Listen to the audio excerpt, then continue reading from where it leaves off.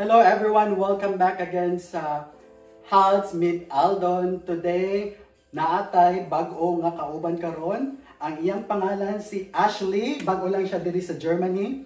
And welcome Ashley. Hello, welcome. Kumusta? Okay lang.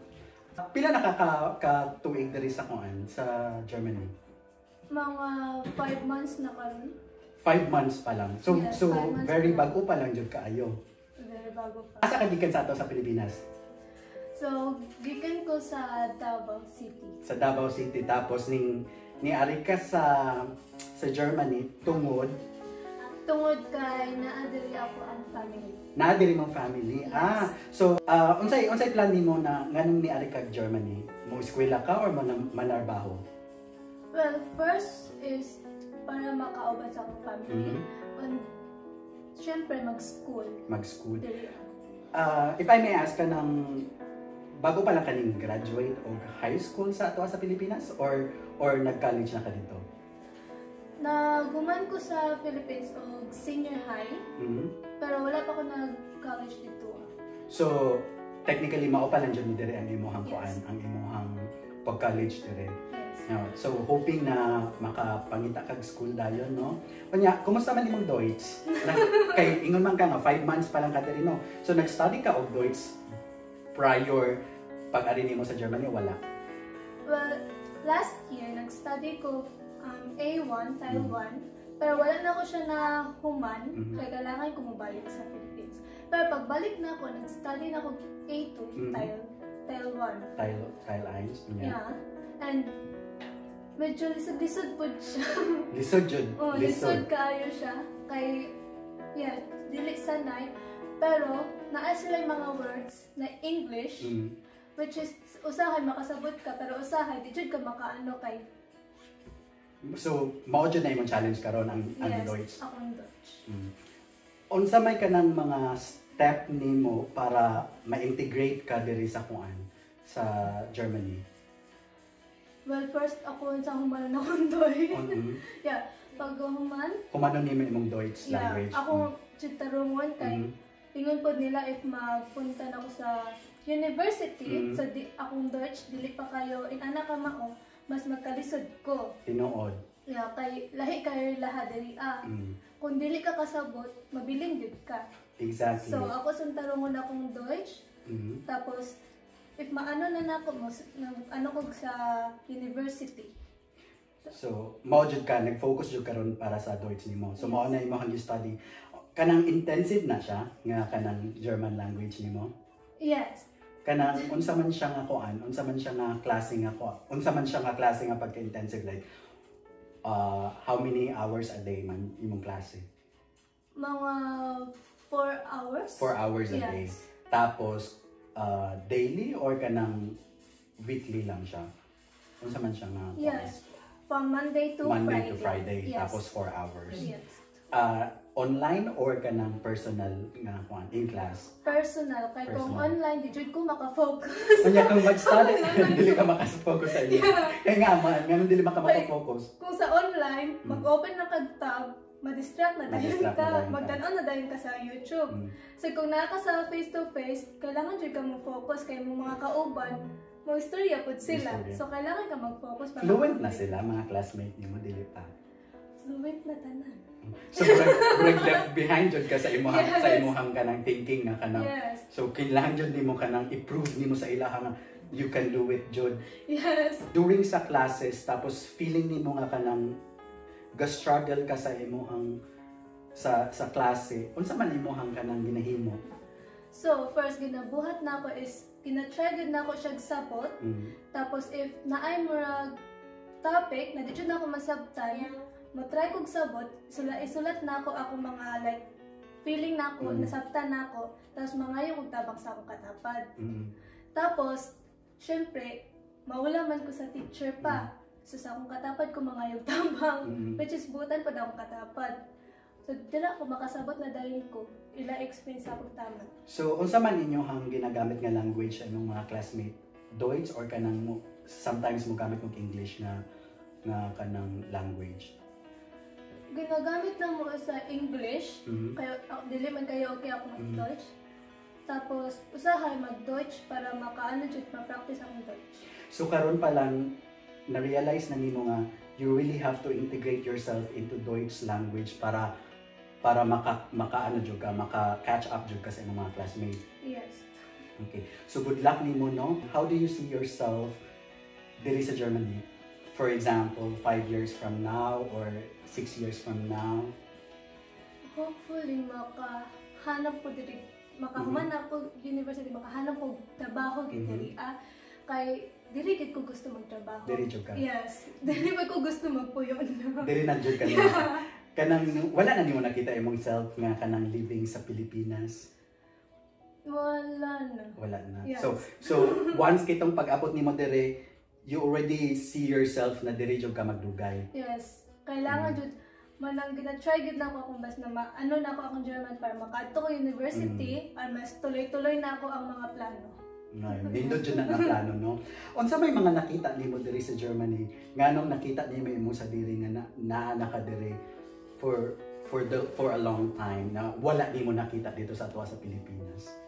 Well, wala mo ko pero like mas ganahan ko diri sila mag-work. Kaya like super focus talaga. Workaholic masyado yung mga tao dito. Tapos like I don't know how to explain, pero like feel ko mas better talaga yung future ko dito. Mas better talaga siya. Kaya daghan kayo kay gusto mo aton. Tapos diri ang feel na ko once diri ko mabuhat na ako sila tanan. Kung dito abot ko sa Philippines, feel na ako mabuhat na ako sila. Pero at the same time mawala ko sa focus. Mawala ka sa focus tungod kay siguro no daghan kag friend dito. Daghan na po kag friend diri sa Germany. Sa imong mga classmates nimo, for example. Dili na ako sila maingon na friend. Siguro friend pero dili like ako. Mga acquaintance sa kanimo siya. Classmates ra jud siya.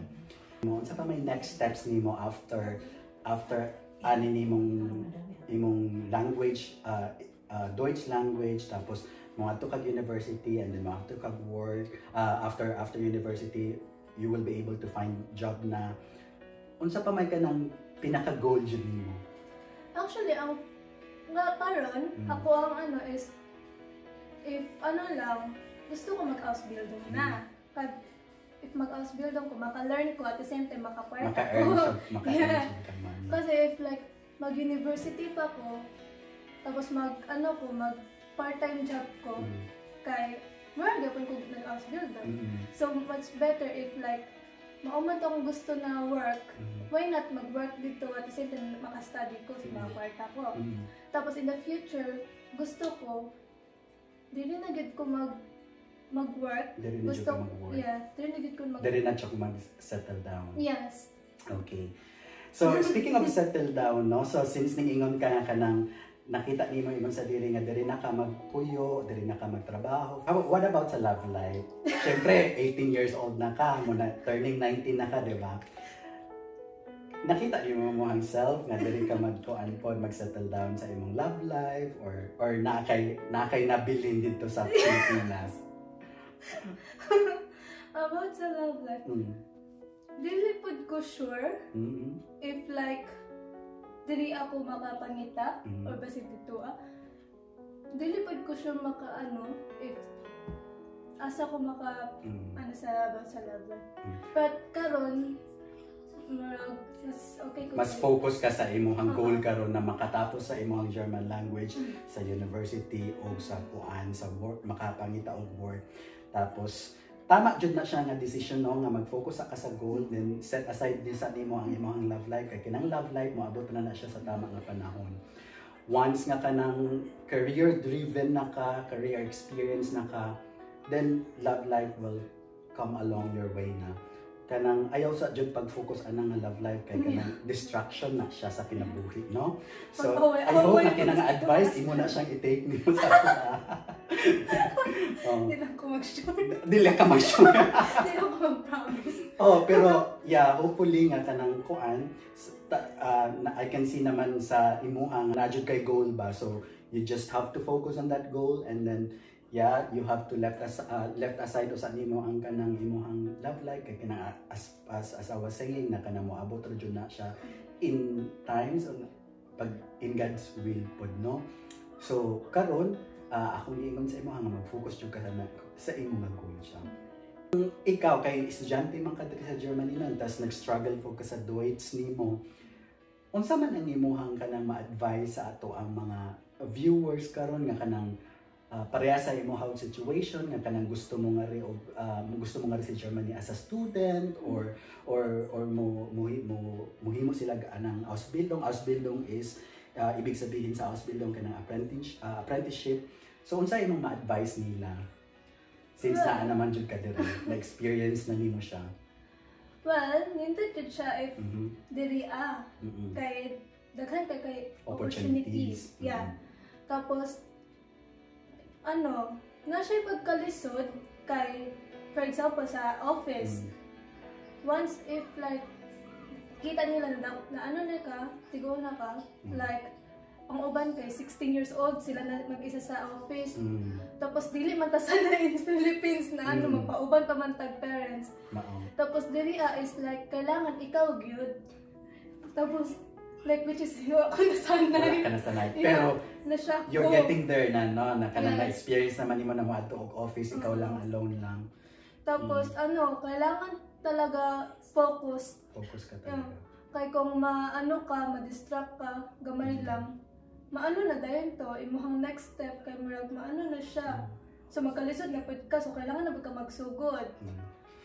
So you heard it right from Ashley nga pag once na gusto ninyo mo ari, mag-focus mo sa inyong goal. Tapos what about sa kanang imuhang experience sa visa? Kay very difficult man jud kaayo ma-acquire ang visa. Unsa man to ang inyong mga gipanghimo? So sa visa, 5 months? 5 months. I think 5 months, yeah. So, uli ka sa Pilipinas, no? And then, nag-wait ka dito 5 months to process the visa? Yeah. Sa nagpunta pa ako sa Manila? 5 months ko sa Manila, yes. 5 months or 6 months. Tapos, daghan kay sila kailangan na paper, strict kay sila sa mga paper. Pagka kulang kag inani na paper, kailangan hatagod ka nila na balik na pud ka. Tapos, pero if magkuha kag Ausbildung na like visa, sayon lang. Mas sayon siya, kay naman kay employer dire. Yeah. Pero pag once na ka na mag-start jud kag student jud. I heard pag magkuha kang student, kinahanglan nimo og black account, di ba? Yes.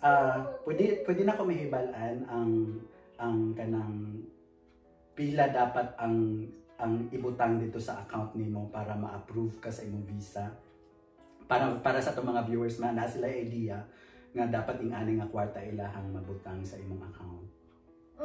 Nakalimot pud ko pero kay diri sa akong nahibalan sa diri sa kuan, I think you need 11,900 euro ata. So that's roughly around 500 to 700,000 sa pesos tingali siguro, no? Yeah. So dapat nakakaingan ng akuan. So grabe no. Kuan kaayo lisod kaayo sa kwarta pa lang daan tapos magulat ka daghan kaayo og mga papeles nga imong i-require i-acquire para makompleto nimo ang requirements. So swerte kay 5 months lang imong gi-wait dito kay normally ang uban nga mga estudyante they have to wait at least 2 to 3 years before they got their approval. So mao nga kanang ikaw, since very lucky ka nakaari ka Germany, so you really have to focus on your goal para ma-achieve tanan, no? Pero ang pud sa ako is language visa gikuha na ako. Tapos 5 months ko nag-wait for my visa. Also, ang gibigay nila sa ako visa is 5 months also. 5 months? Yeah, 5 months. Pero karon na kay kuan, di ba? Na-renew na siya og 1 year. Yes po. So may 1 year ka pa. Yes. Which is good kasi next after this you are still continuing having your language school. Yeah. Tapos once na kuan, sunod tuloy-tuloy na siya. Kaluyan sa Ginoo ba, no? So salamat kaayo Ashley sa imong pag-share sa imong life experience dire, although 5 months pa lang ka diri sa Deutschland, no? Pero sa imong mga gipang share sa ko nga daghan na kay kag na experience sa for example mga difficulties, challenges nimo sa Deutsch. Very challenging gid ka I can really feel you jud kay kanang me also being here sa Deutschland for more than 2 years, I'm still struggling sa Deutsch kay this is not a very easy language to learn. So, mao nga kita, focus lang kita. Focus lang kita study sa Deutsch. So, thank you so much kayo Ashley, o thank you sa atong mga viewers. And hinaot pa unta nga you continue watching on our channels. There is sa Hals mit Aldon. Bye! Bye!